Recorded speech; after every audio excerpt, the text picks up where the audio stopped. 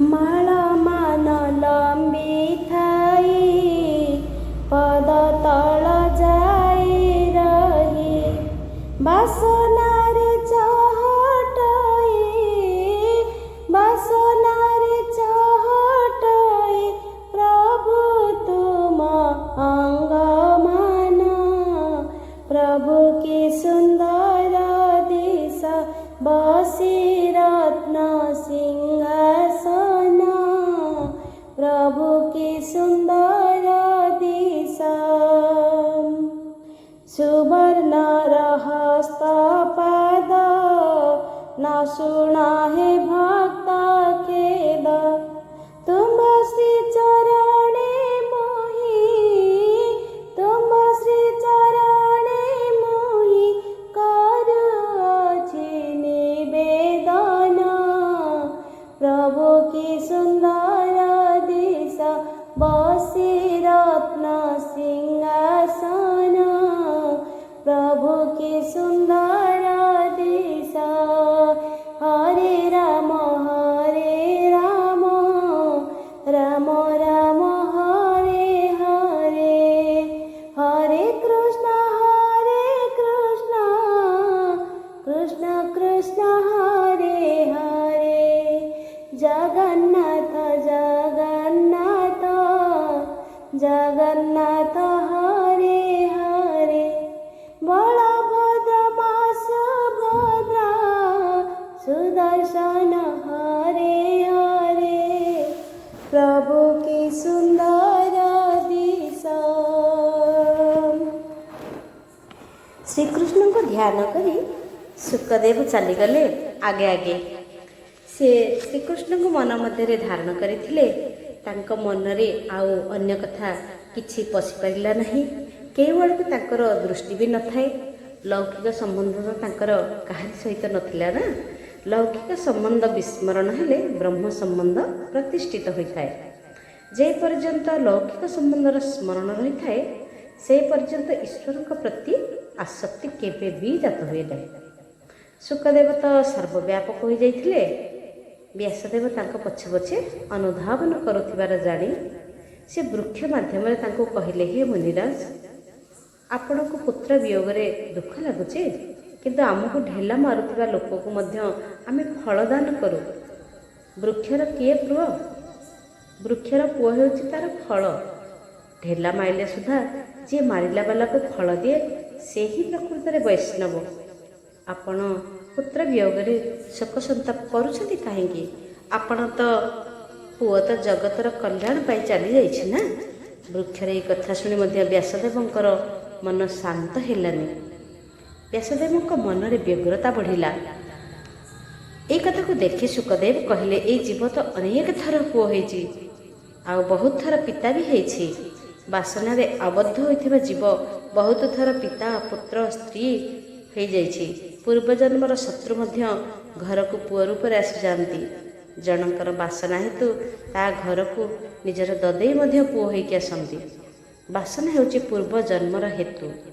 हे पितृदेव मोर आपणकर बहुत जन्म हो जाइए पितृदेव ना आपण मोर एबे पिता ना मु आपणकर पुत्र पूर्व जन्मर कथा आमर मन रहे ना यह तो उत्तम कथा ना आपणकर मोर प्रकृत पिता होचंती जणे से परम पितांकर नाम कौन जानते पिता से होचंती श्रीमान नारायण वास्तव में जीवर प्रकृत संबंध तो ईश्वर सहित हुए यह जानिबा परे पितृदेव आपण आउ मोर अनुधावन करंतु नहीं कृपा करंतु भगवान को अनुसरण करबा हुंतु आपण कृपा करी निज जीवन को परमात्मा को उद्देश्य रे प्रस्तुत करबा हुंतु मते जो आनंद मिली ता मु जगत को निश्चित भाव रे प्रदान करबा पई बाहरी सुखदेव जेतेले एपरि कहले नर्मदा नदी कूल को आसिकी जाइले व्यासदेव कहले मु नर्मदार ही कूल बसुचे आपण आर कूल विराजमान होगी जातु हे पितृदेव आशा मोर आपण छाड़ी दिंतु मुझे घर को फेरबिनी मो विषय आपण आदौ चिंता करतुनि दूर रे रही आपण मते चर्मचक्षु देखिपारती किंतु ध्यान परमात्मा कठरे रखंतु जे परमात्मा को अनुसरण करती से ही तो प्रकृत ज्ञानी धन संपत्ति पुत्र भार्या ପଛରେ ନ ଲାଗି ପରମାତ୍ମାକୁ ପଛରେ ଲାଗିବା ଉଚିତ। ତେବେ ନିଶ୍ଚିନ୍ତ ଭାବରେ ଏ ଜୀବନର ସାର୍ଥକତାକୁ ଆମେ ପାଇପାରିବା, ଅନୁଭବ କରିପାରିବା, ଦେଖିପାରିବା। ଆମେ ଭାଗବତ କଥା ଶୁଣିବା ପରେ ପରମାତ୍ମାଙ୍କ ପ୍ରତି ଲୟ ରଖିଲେ ନା କଥା ଶ୍ରବଣ ନିଶ୍ଚିନ୍ତ ଭାବରେ ସଫଳ ହେବ। ତେଣୁ ବ୍ୟାସଦେବ ତାଙ୍କ ପତ୍ନୀକୁ କହିଲେ, ଯଦି ତୁମେ ଶୁକଦେବକୁ ପ୍ରକୃତରେ ଭଲ ପାଉଛ ତେବେ ତାଙ୍କୁ ପରମାତ୍ମାଙ୍କୁ ଅର୍ପଣ କରିଦିଅ, ମନ ଶାନ୍ତ ରହିବ। କଥା ସାରଂ ମମ କର୍ଣ୍ଣର ସାୟନମ୍। କେବଳ ସାରଭୂତ କଥା ଶୁଣିବା ପାଇଁ ଇଚ୍ଛା ହେଉଛି। ଆପଣ ଆମକୁ ଏପରି କଥା କୃପା କରି ଶୁଣାନ୍ତୁ। ଭାଗବତର ଏପରି ସୁନ୍ଦର ମହିମା ଅଛି, ଯାହାକି ଦିନେ ଆମେ ଯଦି ହୃଦୟର ସହିତ ପରମାତ୍ମାକୁ ଚିନ୍ତନ କରିବା ନିଶ୍ଚିନ୍ତ ଭାବରେ ଆମେ ଅନୁଭବ କରିପାରିବା। ସଂସାର ବିଷୟ ପ୍ରତି ଯଦି ବୈରାଗ୍ୟ ନ ହୁଏ ଆଉ ପ୍ରଭୁଙ୍କ ପ୍ରତି ପ୍ରେମ ଜାଗ୍ରତ ନ ହୁଏ ତେବେ ତାହା କଥା ହୋଇନପାରେ। ବ୍ରହ୍ମା ନାରଦକୁ କହିଲେ, ବାପା ଏପରି କଥା କହିବୁ ଯାହାଫଳରେ ଶ୍ରୋତା ମୋ ପ୍ରଭୁଙ୍କ ପ୍ରତି ଭକ୍ତିଭାବ ଆସିବ। କଥା ମନୁଷ୍ୟର ଜୀବନକୁ ସଜାଡ଼ି ଦିଏ। କଥା ଶୁଣିବା ପରେ ସୁଦ୍ଧା ଜୀବନରେ ଯଦି କୌଣସି ପରିବର୍ତ୍ତନ ନ ଆସେ ତେବେ ତାହା ନ ଶୁଣିବା ସହିତ ସମାନ ବୋଲି ଜାଣିବାକୁ ହେବ। ସେଥିପାଇଁ ସୌନକ ପ୍ରାର୍ଥନା କରି କହିଲେ, ମୋର ଜ୍ଞାନ ବଢ଼ୁ, ବୈରାଗ୍ୟ ବଢ଼ୁ, ଭକ୍ତି ବଢ଼ୁ, ଏପରି କଥା ହିଁ କୁହନ୍ତୁ। ଖାଲି ଭକ୍ତି ବଢ଼ିବ, ଏହା ହିଁ ତ ସେ ଚାହିଁନଥିଲେ। ଭକ୍ତି, ଜ୍ଞାନ, ବୈରାଗ୍ୟ ଏ ତିନିଟା ଯାକ ଏକ ସାଙ୍ଗରେ ବଢ଼ିବା ପାଇଁ ସେ ଇଚ୍ଛା ପ୍ରକାଶ କରିଥିଲେ। ସୁତ ଶୁକଦେବଙ୍କୁ ପ୍ରଣାମ କରିବା ପରେ ଶ୍ରୀମଦ୍ ଭାଗବତ କଥା ଆରମ୍ଭ କରିଥିଲେ। ଯେ ଦିନେ ନୈମିଷାରଣ୍ୟରେ ସୌନକ ସୁତଙ୍କୁ କହିଥିଲେ, ଆଜି ପର୍ଯ୍ୟନ୍ତ ବହୁ କଥା ଶୁଣିଛି, ଏବେ ସମସ୍ତ କଥାର ସାରତତ୍ତ୍ୱ ଶୁଣିବା ପାଇଁ ଆମର ପ୍ରବଳ ଆଗ୍ରହ ଜନ୍ମୁଛି। ଅନ୍ୟ କୌଣସି କଥା ଶୁଣିବାକୁ ଆଉ ଇଚ୍ଛା ନାହିଁ, କେବଳ ସାରଭୂତ କଥା ଶୁଣିବା ପାଇଁ ଇଚ୍ଛା ହେଉଛି। ଲହୁଣୀ ଯେପରି ସବୁର ସାର, ସେହିଭଳି ସର୍ବସାର ଭଗବାନ ହେଉଛନ୍ତି ଶ୍ରୀକୃଷ୍ଣ। ପରମାତ୍ମା ହେଉଛନ୍ତି ତାର ସାରଭୋଗୀ।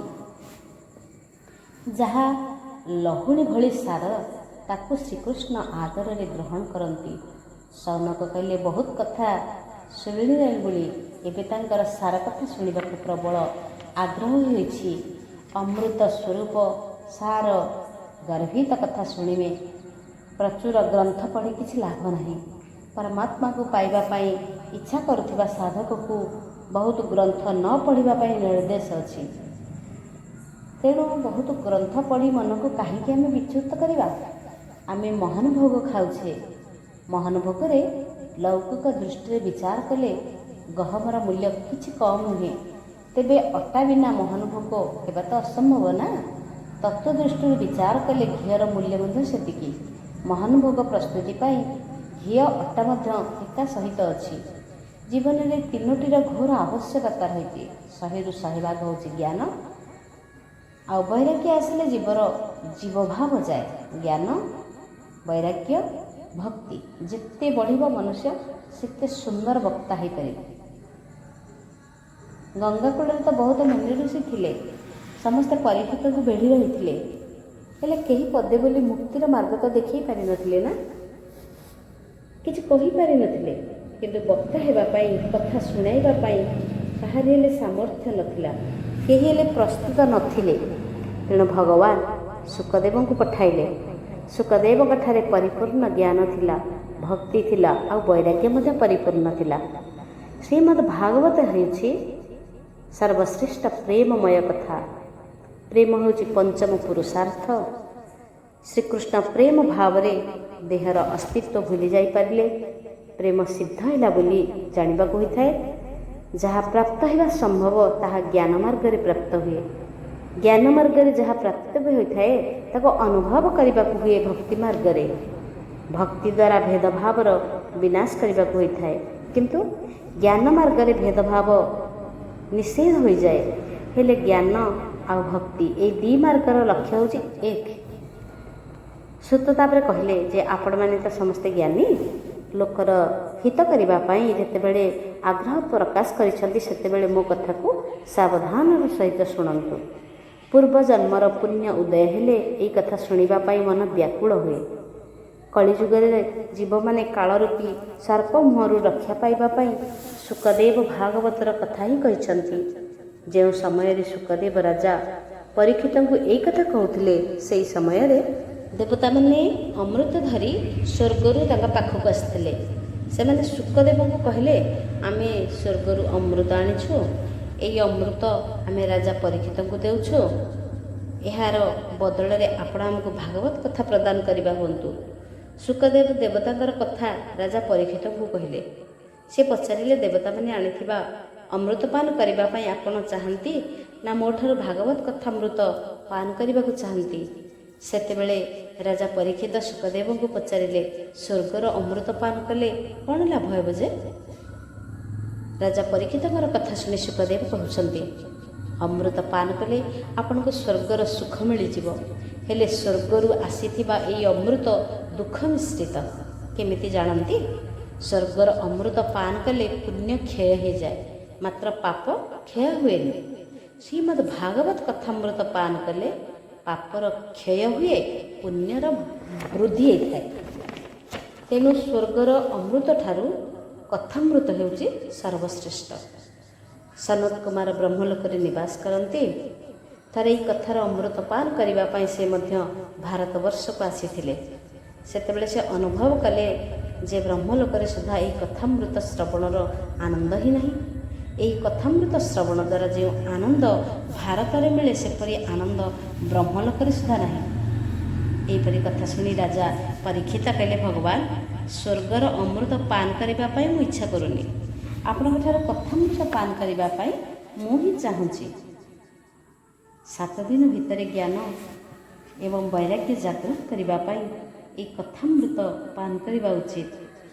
ଜ୍ଞାନ ଆଉ ବୈରାଗ୍ୟ ପ୍ରତ୍ୟେକ ଜୀବ ଭିତରେ ଅଛି, କିନ୍ତୁ ତାହା ସୁପ୍ତ ଅବସ୍ଥାରେ ଅଛି। ଏହାକୁ ଜାଗ୍ରତ କରିବା ଆବଶ୍ୟକ।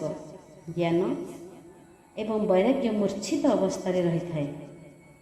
ମାତ୍ର 7 ଦିନ ପାଠ କଲେ ମୁକ୍ତି ମିଳିପାରୁଥିବା ଗ୍ରନ୍ଥ ଅନ୍ୟ କିଛି ଆଉ ସଂସାରରେ ନାହିଁ।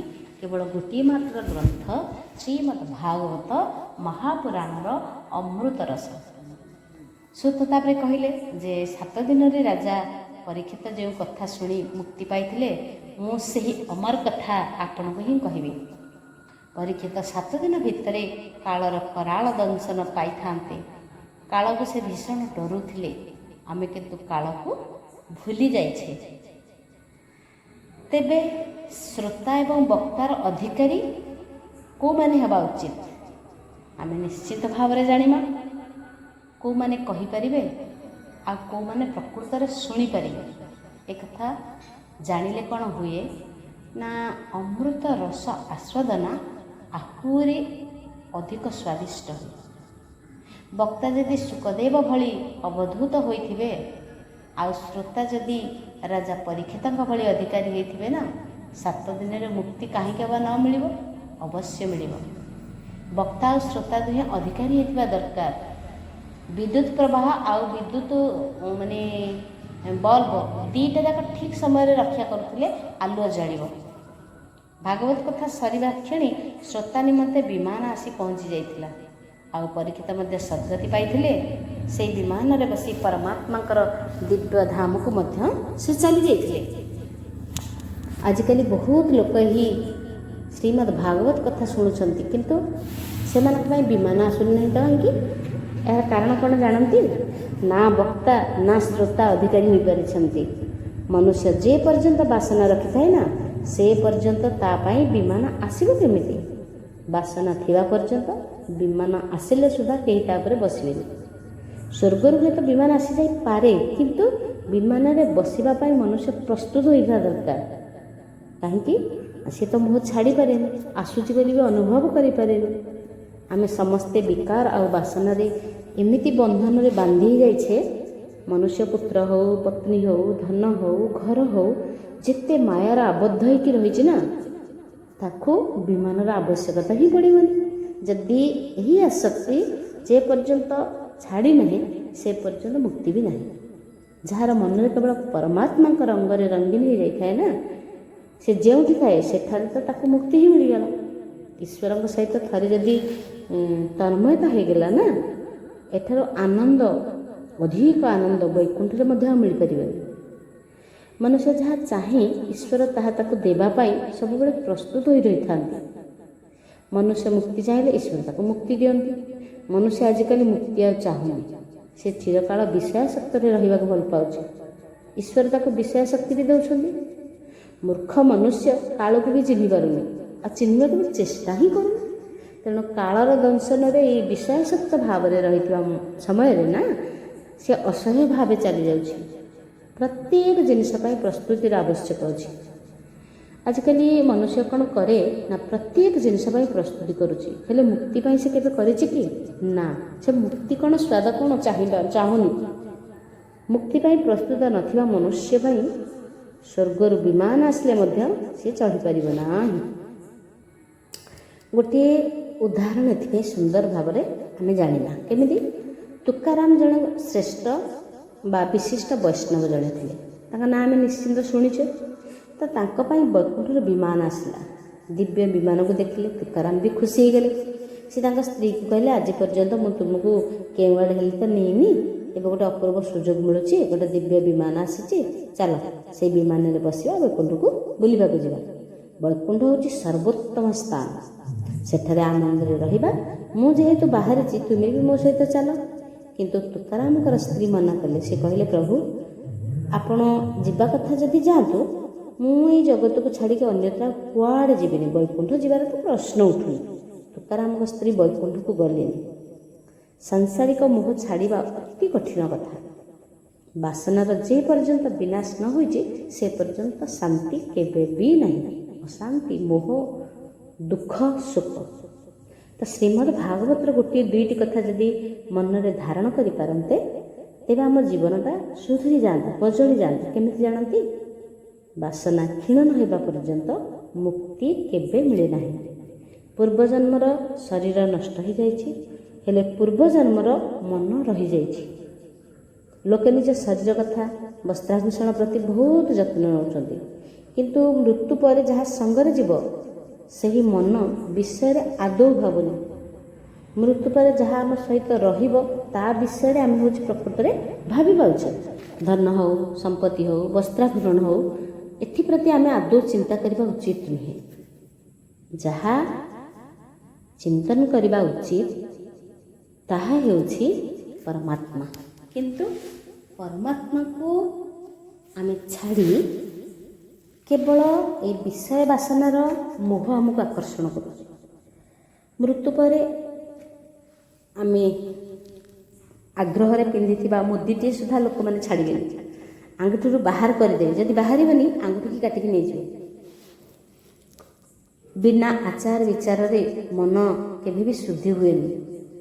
ବ୍ୟବହାର ଆଚରଣକୁ ପ୍ରଥମେ ଶୁଦ୍ଧ କରିବା ଆବଶ୍ୟକ। ଯେ ପର୍ଯ୍ୟନ୍ତ ମନ ଶୁଦ୍ଧ ହୋଇନଥାଏ ସେ ପର୍ଯ୍ୟନ୍ତ ସଂସାର ଲାଗି ରହିଥାଏ।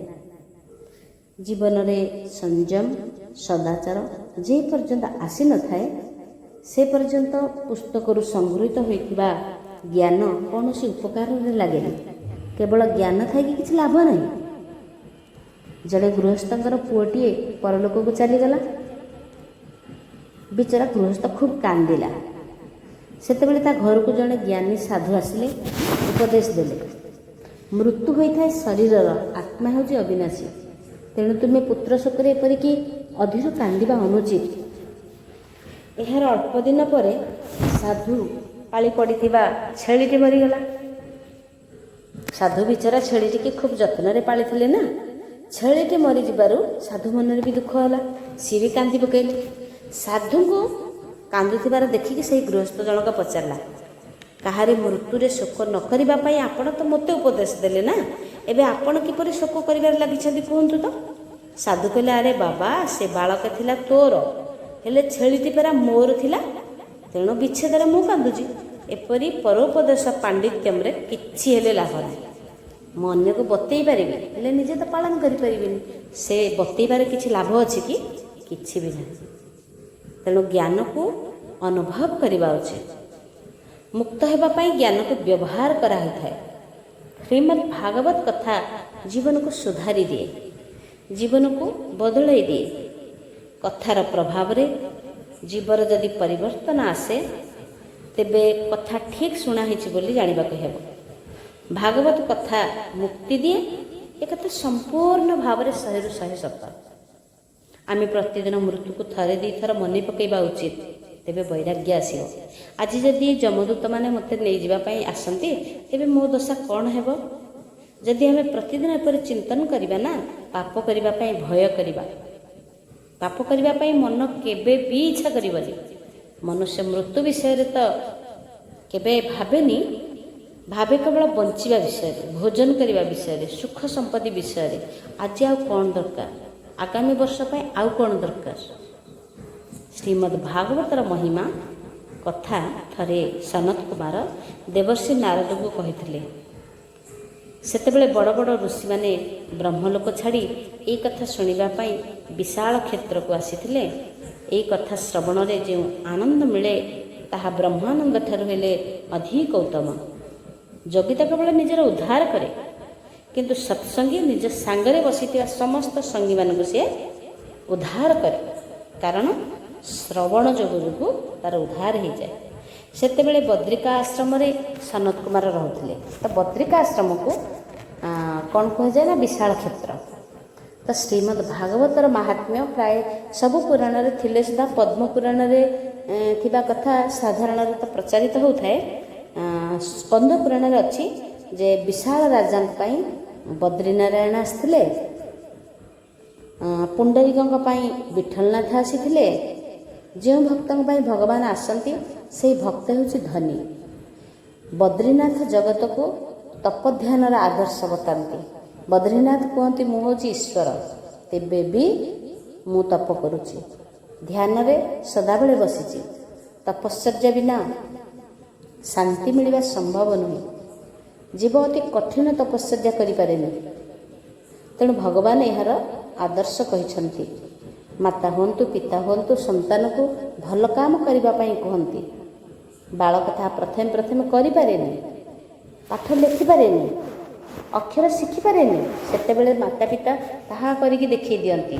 अक्षर लेखिकी पिला माननकु मड़ेइबापई कहती। पर पिलाए निजे निजे ताहा अभ्यास करती आ शिखि जाती मध्य। बद्रीनारायण मंदिर रे लक्ष्मीकर मूर्ति मंदिर बाहर अच्छी।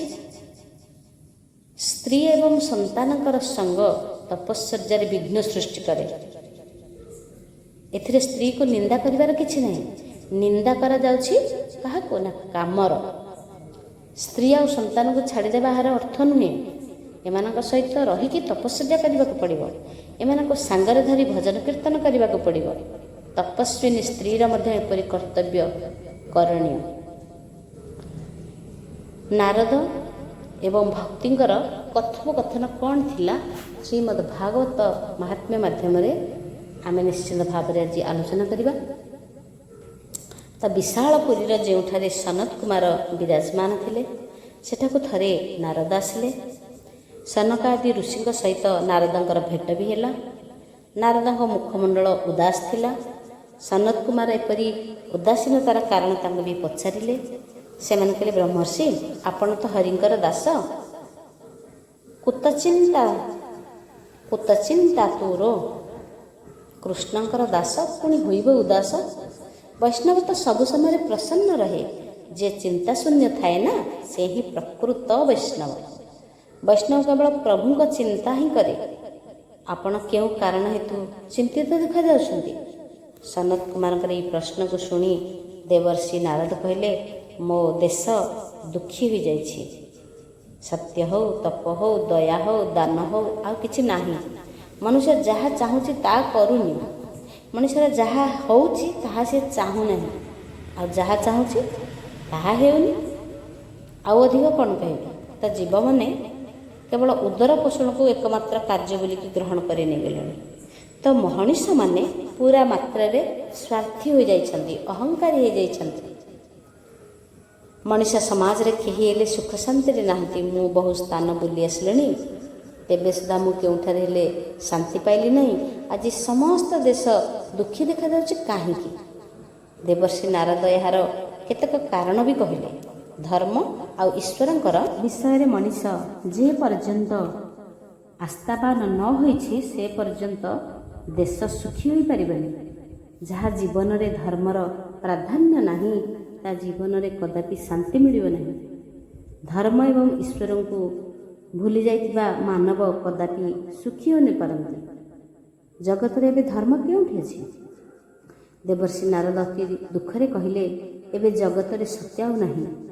ସତ୍ୟଂ ନାସ୍ତି। ଜଗତରେ ଅସତ୍ୟ ଅପ୍ରମିତ ବଢ଼ି ଚାଲିଛି। ଅସତ୍ୟ ଭଳି ପାପ ଆଉ ନାହିଁ। ଉପନିଷଦ କହେ, ଅସତ୍ୟ ଭାଷୀକୁ କେବଳ ପାପ ଲାଗେନି, ତାର ପୁଣ୍ୟକୁ ମଧ୍ୟ କ୍ଷୟ କରିଦିଏ। ଯଦି ଆମେ ପ୍ରକୃତ ଆନନ୍ଦ ପାଇବା ପାଇଁ ଇଚ୍ଛା କରୁଥାଉ ତେବେ ସତ୍ୟନିଷ୍ଠ ହେବା ଆବଶ୍ୟକ। ଅସତ୍ୟ କହୁଥିବା ଲୋକ ନା କେବେ ସୁଖୀ ହୋଇଥାଏ ନା କେବେ ସୁଖୀ ହେଇପାରେ। ସତ୍ୟରେ ଆନନ୍ଦ ହିଁ ଆନନ୍ଦ ମିଳେ। ମିତଭାଷୀ ହେଲେ ସତ୍ୟଭାଷୀ ହୋଇପାରିବା। ନାରଦ କହିଲେ, ଜଗତର କୌଣସିଠାରେ ପବିତ୍ରତା ଦେଖାଯାଉ ନାହିଁ। ଶରୀର ଓ ବସ୍ତ୍ରାଭୂଷଣ ଯେଉଁଭଳି ସଫା ସୁତୁରା ରଖୁଛେ ସେହିଭଳି ମନକୁ ପବିତ୍ର ରଖିବା ଉଚିତ। ମନୁଷ୍ୟ ଲୁଗାପଟା ସଫା ରଖୁଛି ଅଥଚ ମନକୁ ସଫା ରଖୁନି। ମନକୁ ପବିତ୍ର ନିର୍ମଳ ରଖିବା ଉଚିତ। ମନକୁ ସରଳ କରିବା ଦରକାର। ଯେତେ ସରଳ, ଯେତେ ପବିତ୍ର, ଯେତେ ନିର୍ମଳ କରିବା ପରମାତ୍ମାଙ୍କର ଆଶୀର୍ବାଦ ସେତେ ସେତେ ଆମକୁ ମିଳିଯିବ। ନାରଦ ଆହୁରି କହିଲେ ଯେ ଜଗତର କେଉଁଠାରେ ହେଲେ ନୀତିର ଦର୍ଶନ ମିଳୁନି। ନୀତି ଅନୀତିରେ ବହୁତ କିଛି ଧନ ସମ୍ପତ୍ତି ସଂଗ୍ରହ କରିବାକୁ ହେବ, ଆଉ କୁମାର୍ଗରେ ତାହା ଖର୍ଚ୍ଚ କରାହେବ। କୁଟୁମ୍ବ ସୁଖ ଛଡ଼ା ଅନ୍ୟ କିଛି ସୁଖ ଅଛି କି? ନାହିଁ, ତାହା ମନୁଷ୍ୟ ଆଦୌ ଭାବୁନି। ସେ ଖାଲି ଭାବୁଛି ଯେ ଏହି ଧନ ସମ୍ପତ୍ତିରେ ସେ ତା ପରିବାରକୁ ସୁଖୀ କରିପାରିବ। ସେ ନିଜ ଇନ୍ଦ୍ରିୟମାନଙ୍କରେ ଏପରି ଦାସ ହୋଇଯାଇଛି ଯେ ତା ମନରେ ସାମାନ୍ୟ ମାତ୍ର ପବିତ୍ର ବିଚାର ଆସୁନି। ମନୁଷ୍ୟ ଶରୀର ଏବଂ ଇନ୍ଦ୍ରିୟ ସୁଖରେ ଏପରି ବିହଳିତ ହୋଇ ରହିଛି ଯେ ପ୍ରକୃତରେ ଆନନ୍ଦ ଶ୍ରେଷ୍ଠ ସୁଖ କ'ଣ ତାହା ଜାଣିବା ପାଇଁ ମୁହୂର୍ତ୍ତ ବୋଲି ଚିନ୍ତା ହିଁ କରୁନାହିଁ। ଜୀବନରେ ଯେ ପର୍ଯ୍ୟନ୍ତ କୌଣସି ପବିତ୍ର ଲକ୍ଷ୍ୟ ନିଶ୍ଚିତ ନ ହୋଇଥିବ ସେ ପର୍ଯ୍ୟନ୍ତ ପାପ ହେଉଥିବ, କମିବନି। ଯେ ଏକ ପବିତ୍ର ଲକ୍ଷ୍ୟରେ ପହଞ୍ଚିବା ପାଇଁ ଉଦ୍ୟୋଗ କରିବ ନା ସେ ହିଁ ପାପରୁ ରକ୍ଷା ପାଇପାରିବ। ତ ମନୁଷ୍ୟକୁ ନିଜ ଜୀବନର ଲକ୍ଷ୍ୟ ହିଁ ଜଣା ନାହିଁ।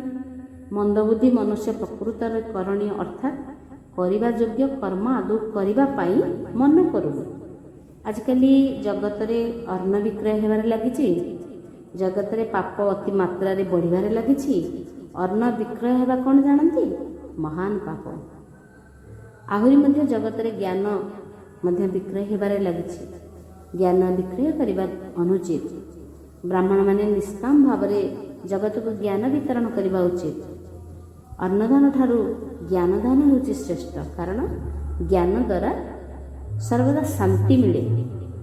ଅନ୍ନ ଦ୍ୱାରା ତ ଶରୀର ପୋଷଣ ହୋଇପାରେ, ତୃପ୍ତି ହୋଇପାରେ, କିନ୍ତୁ ଜ୍ଞାନ ଦ୍ୱାରା ଆମକୁ ଶାନ୍ତି ମିଳେ। ଯେଉଁ ଦିନଠାରୁ ଜ୍ଞାନ ଏବଂ ଅନ୍ନ ବିକ୍ରୟ ହେବାରେ ଲାଗିଛି ସେହି ଦିନଠାରୁ ପବିତ୍ରତା ନଷ୍ଟ ହେବାରେ ଲାଗିଛି, ପାପ ବଢ଼ିବାରେ ଲାଗିଛି, ପୁଣ୍ୟ କ୍ଷୟ ହେବାରେ ଲାଗିଛି।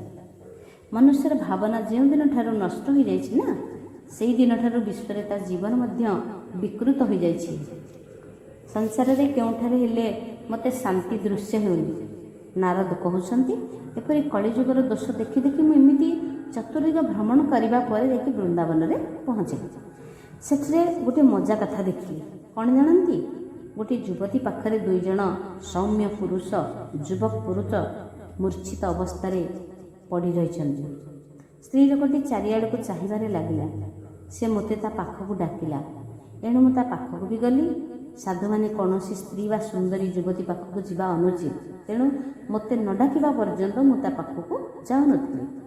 ସେହି ଯୁବତୀ ଜଣକ ମୋତେ କହିଲେ, କ୍ଷଣଂ ତିଷ୍ଠେ, ମୁହୂର୍ତ୍ତେ ଏଠାରେ ରହିବା ହୁଅନ୍ତୁ। ଅନ୍ୟର କାମରେ ସଫଳତା ଆଣିପାରିଲେ ଆମେ ସାଧୁ ହୋଇପାରିବା। ସମୟକୁ ଯିଏ ସୁନାଠାରୁ ଅଧିକ ମୂଲ୍ୟବାନ ମନେକରେ ନା ପ୍ରକୃତରେ ସେ ହିଁ ସାଧୁ। ଯାହା ପାଖରେ ସମୟର କୌଣସି ମୂଲ୍ୟ ନଥାଏ ସେ ଅନ୍ତକାଳରେ, ଶେଷ ସମୟରେ, ଜୀବନର ଉତ୍ତରାର୍ଦ୍ଧରେ ଖୁବ୍ ଅନୁତାପ କରିଥାଏ।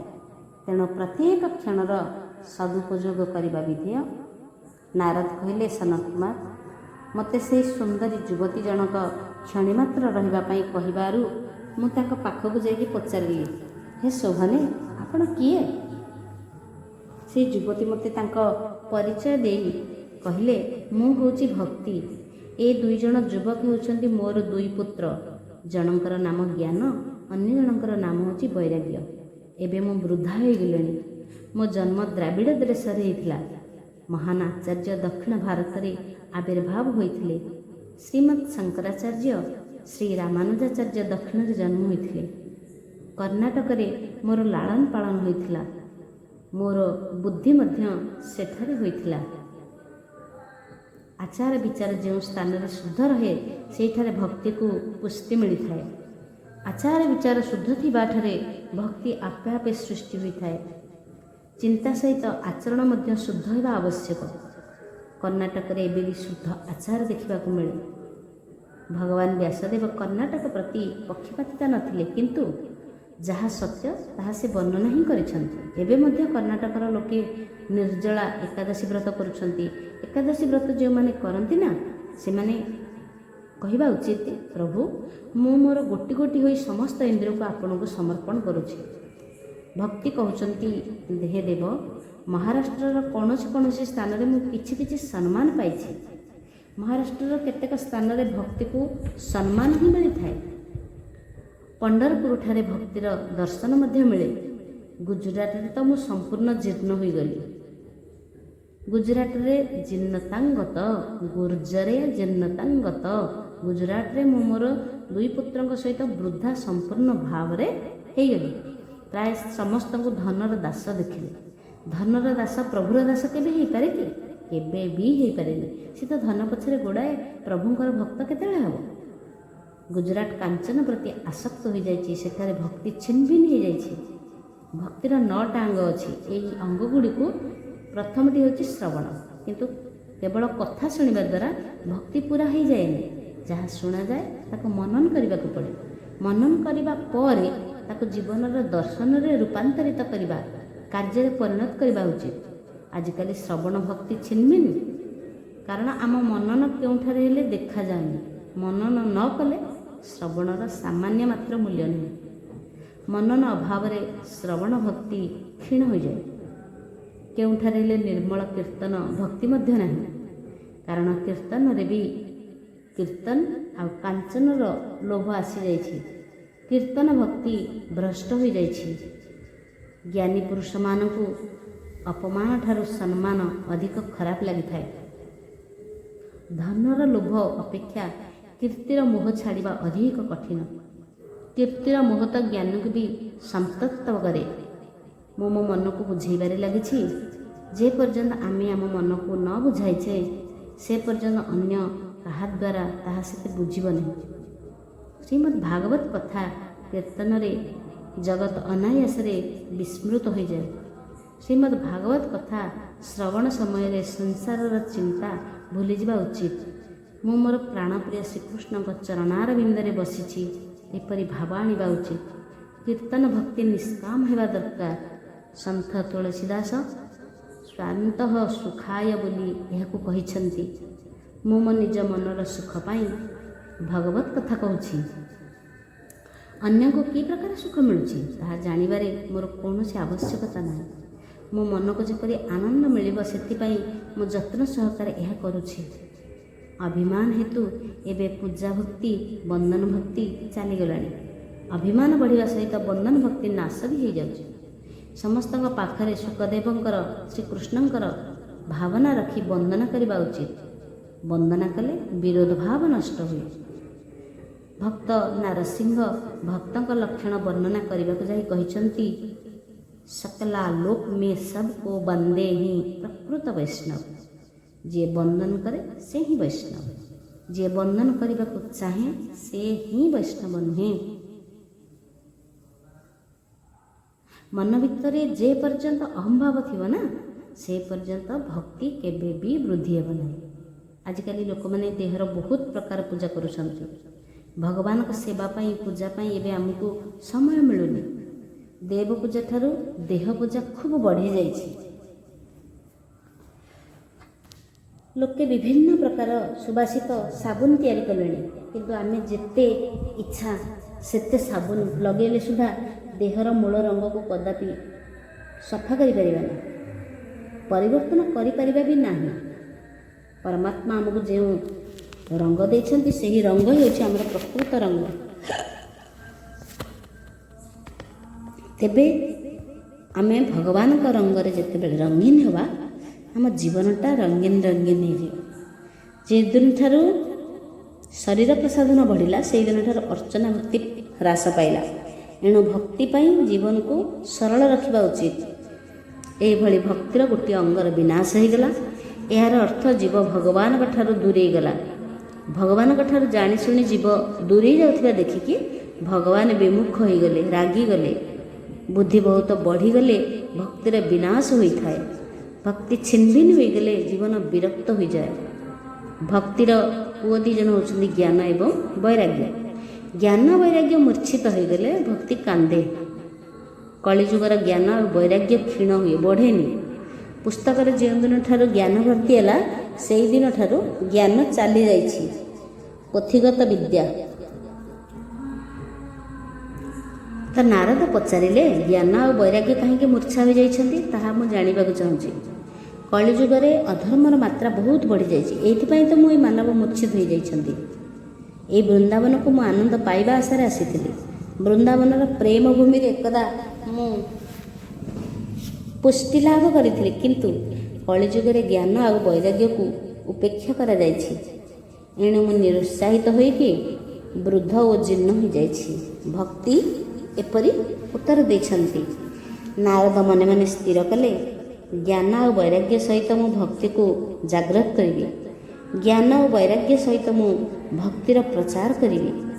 ନାରଦ ଜ୍ଞାନ ଆଉ ବୈରାଗ୍ୟ ଜାଗ୍ରତ କରିବା ପାଇଁ ବହୁତ ପ୍ରକାର ଉଦ୍ୟମ କଲେ, ହେଲେ କିଛି ହେଲାନି। ବେଦର ବହୁତ ପ୍ରକାର ପାରାୟଣ କଲେ, ତେବେ ସୁଦ୍ଧା ଜ୍ଞାନ ବୈରାଗ୍ୟଙ୍କ ମୂର୍ଚ୍ଛିତ ଅବସ୍ଥାର ସାମାନ୍ୟ ପରିବର୍ତ୍ତନ ହେଲା ନାହିଁ। ମନୁଷ୍ୟର ମନ ହେଉଛି ବୃନ୍ଦାବନ ଭଳି ପୁଣ୍ୟଭୂମି। ଆମେ ଯଦି ଏକାନ୍ତରେ ବସିବା, ଚିନ୍ତା କରିବା, ତେବେ ଏ କଥା ସତ୍ୟ ବୋଲି ନିଜେ ମଧ୍ୟ ଜାଣିପାରିବା। ହୃଦୟ ରୂପୀ ବୃନ୍ଦାବନରେ କେବେ କେବେ ବୈରାଗ୍ୟ ଜନ୍ମେ, କିନ୍ତୁ ତାହା ସ୍ଥାୟୀ ରହେନି। ଉପନିଷଦ, ବେଦ, ଅନ୍ୟାନ୍ୟ ଯେତେ ସବୁ ପୁରାଣ ପାଠ କଲେ କିଛି କିଛି ଜ୍ଞାନ ହେବ, ବୈରାଗ୍ୟ ହୃଦୟରେ ଜାଗ୍ରତ ହେବ, କିନ୍ତୁ ଅଳ୍ପ ସମୟ ପରେ ତାହା ଚାଲିଯିବ। ବେଦ ପାରାୟଣରେ ବୈରାଗ୍ୟ ଅବଶ୍ୟ ଆସେ, ମାତ୍ର ତାହା ସ୍ଥାୟୀ ନୁହେଁ। ଶ୍ମଶାନରେ ଚିତା ଜଳୁଥିବା ଦେଖିଲେ କେତେକ ଲୋକ ମନରେ ସ୍ୱତଃ ବୈରାଗ୍ୟ ଉପୁଜେ, କିନ୍ତୁ ଦିନକ ପରେ ମଣିଷ ତାହା ଭୁଲିଯାଏ। ଏହାକୁ କୁହାଯାଏ କ'ଣ ନା ଶ୍ମଶାନ ବୈରାଗ୍ୟ। ଦୁଃଖ ଅତି ପରିମାଣରେ ଭୋଗ କରିବା ପରେ ବୈରାଗ୍ୟ ଆସିଥାଏ। ସାଂସାରିକ ଭୋଗ କରିବା ପରେ କେତେକଙ୍କ ମନରେ ବୈରାଗ୍ୟ ଜାତ ହୁଏ, କିନ୍ତୁ ଏହା ମଧ୍ୟ ସ୍ଥାୟୀ ହୋଇ ରହେ ନାହିଁ। ବିଷୟ ଭୋଗ ପରେ ଅରୁଚିତ ହୋଇଯାଏ, କିନ୍ତୁ ଏପରି ଅରୁଚି ବିବେକ ଏବଂ ବୈରାଗ୍ୟ ରହିତ ହେବା ହେତୁ ସ୍ଥାୟୀ ହୋଇପାରେ ନାହିଁ। ଜ୍ଞାନ, ବୈରାଗ୍ୟ, ଭକ୍ତି ଆଦି ବେଦରୁ ଉତ୍ପନ୍ନ, କିନ୍ତୁ ବେଦର ଭାଷା ସ୍ପଷ୍ଟ ହୋଇଥିବା ହେତୁ ସାଧାରଣ ମନୁଷ୍ୟ ଏହାକୁ ବୁଝିପାରେନି। କଳିଯୁଗରେ ଶ୍ରୀକୃଷ୍ଣଙ୍କର କଥା, ଶ୍ରୀକୃଷ୍ଣ କୀର୍ତ୍ତନରେ ଜ୍ଞାନ ଆଉ ବୈରାଗ୍ୟ ଜାଗ୍ରତ ହୋଇଥାଏ। ବେଦ ପାରାୟଣ ପରେ ସୁଦ୍ଧା ଜ୍ଞାନ ଆଉ ବୈରାଗ୍ୟ ଚେତନା ନ ପାଇବା ଦେଖି ନାରଦ ଚିନ୍ତିତ ହୋଇଗଲେ। ଏହି ସମୟରେ ଆକାଶବାଣୀ ହେଲା, ତୁମର ଚେଷ୍ଟା ପ୍ରଶଂସା। ଜ୍ଞାନ ବୈରାଗ୍ୟ ସହିତ ଭକ୍ତିର ପ୍ରଚାର ପାଇଁ ତୁମେ ପ୍ରଯତ୍ନ କର। ସେତେବେଳେ ସେ କ'ଣ କରିବା ଉଚିତ ହେବ ବୋଲି ନାରଦ ପଚାରିଲେ। ନାରଦଙ୍କୁ ଉତ୍ତରରେ ଆକାଶବାଣୀ ଶୁଣାଗଲା, ସାଧୁସନ୍ଥଙ୍କ ସତ୍ସଙ୍ଗ ସେ କରନ୍ତୁ, ଉପାୟ ଅବଶ୍ୟ ମିଳିଯିବ। ଏହାପରେ ନାରଦ ଚାରିଆଡ଼େ ବୁଲୁଛନ୍ତି, ଅନେକ ସାଧୁସନ୍ଥଙ୍କୁ ଦର୍ଶନ କରିଛନ୍ତି। ସମସ୍ତଙ୍କୁ ପଚାରିଛନ୍ତି ସେ ଗୋଟିଏ କଥା, ଜ୍ଞାନ ବୈରାଗ୍ୟ ସହିତ ଭକ୍ତିର ପୁଷ୍ଟି ସାଧନ ଇଚ୍ଛା କରୁଥିବା ପୁରୁଷ କେଉଁ ଉପାୟ ଅବଲମ୍ବନ କରିବା ଉଚିତ? କିନ୍ତୁ ସେ ନିରାଶ ହୋଇଛନ୍ତି। ନିଶ୍ଚିତ ଉପାୟ କେହି କହିପାରିନାହାନ୍ତି। ନାରଦ ଏଥର ସନ୍ତାପରେ ପଡ଼ିଗଲେ। ସେ ଭାବିବାରେ ଲାଗିଲେ, ନିଶ୍ଚିନ୍ତ ଉପାୟ ତାଙ୍କୁ କିଏ କହିପାରିବ? ଏହିପରି ଚିନ୍ତା କରି କରି ନାରଦ ଭ୍ରମଣ କରୁଛନ୍ତି। ଭ୍ରମଣ କରୁଥିବା ଅବସ୍ଥାରେ ବଦ୍ରିକାଶ୍ରମରେ ଆସିକି ପହଞ୍ଚିଗଲେ। ଏଠାରେ ସନତ କୁମାରଙ୍କ ସହିତ ତାଙ୍କର ସାକ୍ଷାତ ହେଲା। ସନକାଦି କୁମାରମାନଙ୍କୁ ସେ ମଧ୍ୟ ଏସବୁ କଥା କହିଲେ। ନାରଦ ସେମାନଙ୍କୁ ଆହୁରି ମଧ୍ୟ କହିଲେ, ଯେ ମୁଁ ଯେଉଁ ଦେଶରେ ଜନ୍ମ ହୋଇଛି ସେ ଦେଶର କାମରେ ଯଦି ମୁଁ ଲାଗି ନପାରେ ତେବେ ମୋ ଜୀବନ ତ ବୃଥା ହେଇଗଲା। ଆପଣମାନେ ମୋତେ କୃପା କରନ୍ତୁ, ସତ୍କର୍ମ ବିଷୟରେ କହିବା ହେଉନ୍ତୁ। ସନକାଦି ମୁନିମାନେ ନାରଦଙ୍କର ବ୍ୟଥିତ ବକ୍ତବ୍ୟକୁ ଶୁଣିଲେ। ସେମାନେ କହିଲେ ଯେ ଦେଶର ଦୁଃଖ ଦେଖିକି, ମାତୃଭୂମିର ଦୁଃଖ ଦେଖିକି ଆପଣ ବ୍ୟଥିତ ହୋଇଯାଉଛନ୍ତି। ଆପଣଙ୍କ ଚିନ୍ତା, ଆପଣଙ୍କ ଭାବନା ହେଉଛି ଦିବ୍ୟ। ଭକ୍ତିର ପ୍ରଚାର ପାଇଁ ଆପଣ ବ୍ୟାକୁଳ ହୋଇ ଉଠିଛନ୍ତି। ଆପଣ ଭାଗବତ ଜ୍ଞାନ ମାର୍ଗର ପାରାୟଣ କରିବା ହୁଅନ୍ତୁ। ଆପଣଙ୍କ କାମନା ଇଚ୍ଛା ଅବଶ୍ୟ ଚରିତାର୍ଥ ହେବ। ଆପଣ ଭାଗବତ କଥା ପ୍ରଚାର କରିବା ହୁଅନ୍ତୁ। ଏଇଥିରେ ହିଁ ଲୋକଙ୍କର କଲ୍ୟାଣ ହେବ। ଶ୍ରୀମଦ୍ ଭାଗବତ କଥା ଶ୍ରବଣରେ ଜ୍ଞାନ ବୈରାଗ୍ୟ ଜାଗ୍ରତ ହୋଇପାରିବ। ଭାଗବତ କଥା ଜ୍ଞାନ ଆଉ ବୈରାଗ୍ୟ ସହିତ ଭକ୍ତି ମଧ୍ୟ ବୃଦ୍ଧିକାରୀ ହୋଇପାରିବ। ଭାଗବତ କଥା ଶ୍ରବଣରେ ଜ୍ଞାନ ବୈରାଗ୍ୟ ମଧ୍ୟ ଆସିବ। ହେ ମୁନେ, ବେଦ ପାରାୟଣ କରିବା ଏକ ଅତି ଉତ୍ତମ କଥା। ଆପଣଙ୍କ ଇଚ୍ଛା ଏଥିରେ ପୂରଣ ହେବ, କିନ୍ତୁ ଅନ୍ୟ ସାଧାରଣ ଲୋକମାନେ ତ ବେଦର ଭାଷା ବୁଝିବାକୁ ଅକ୍ଷମ। ସେମାନେ ଜାଣିବେ କିପରି? ସେମାନଙ୍କର ଉଦ୍ଧାର ହେବ କିପରି? ତେଣୁ ସର୍ବସାଧାରଣଙ୍କ ପାଇଁ ସର୍ବବେଦର ସାର ରୂପ ଶ୍ରୀମଦ୍ ଭାଗବତର ଜ୍ଞାନଯଜ୍ଞ ପ୍ରତି ଆଗ୍ରହାନ୍ୱିତ ହୁଅନ୍ତୁ। ନାରଦ ଶ୍ରୀମଦ୍ ଭାଗବତ କଥାମୃତ ପାନ କରିବା ପାଇଁ ଗଙ୍ଗା କୂଳକୁ ଗଲେ। ଶୁଦ୍ଧ ଭୂମିରେ ସାତ୍ତ୍ୱିକ ଭାବ ଆସେ। ଭୂମିର ପ୍ରଭାବ ସୂକ୍ଷ୍ମ ରୂପରେ ମନ ଉପରେ ପଡ଼େ। ଭୋଗଭୂମି ଭକ୍ତିର ବାଧକ ବୋଲି ଜାଣିବାକୁ ହେବ। ଗଙ୍ଗାଙ୍କ କୂଳ ହେଉଛି ଜ୍ଞାନ ଭୂମି। ତେଣୁ ସମସ୍ତେ ଗଙ୍ଗା କୂଳକୁ ଚାଲିଲେ। ସନତ କୁମାରଙ୍କ ସହିତ ନାରଦ ମୁନି ଗଙ୍ଗା ତଟବର୍ତ୍ତୀ ଆନନ୍ଦବନକୁ ଚାଲିଲେ। ବ୍ୟାସାଶ୍ରମରେ ସନତ କୁମାର ବସିଗଲେ। ତାଙ୍କ ସମ୍ମୁଖରେ ମହର୍ଷି ନାରଦ ବସିଗଲେ। ଦୁଇ ହାତ ଯୋଡ଼ିଦେଲେ।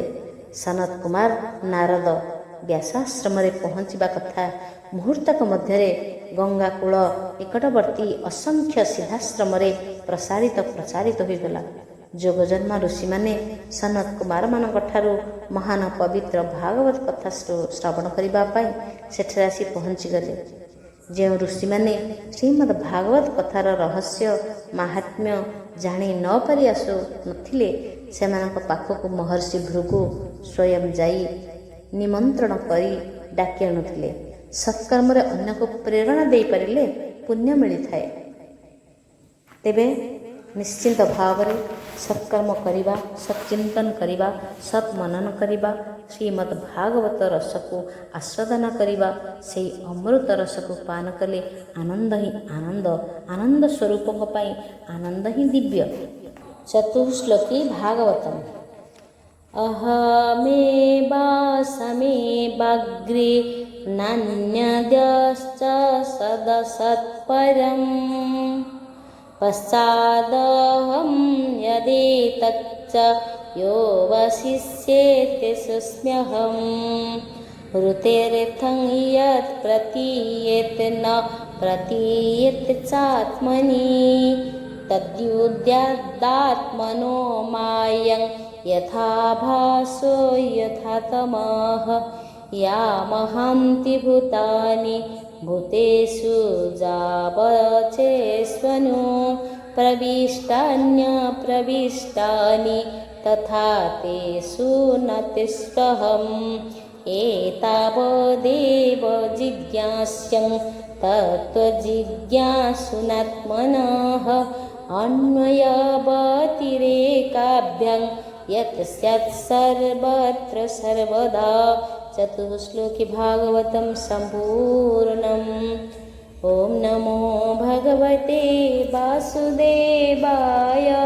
ॐ नमो भगवते वासुदेवाय। ॐ नमो भगवते वासुदेवाय। वासुदेवाय हरि वासुदेवाय। ॐ नमो भगवते वासुदेवाय। ॐ नमो भगवते वासुदेवाय। ॐ नमो भगवते वासुदेवाय। ॐ नमो भगवते वासुदेवाय। जगन्नाथ स्वामी नयनपथगामी नयन नयनपथगामी भवतु मे। ॐ जगन्नाथ स्वामी नयनपथगामी नयनपथगामी भवतु मे भवतु मे भवतु मे। ॐ नमो भगवते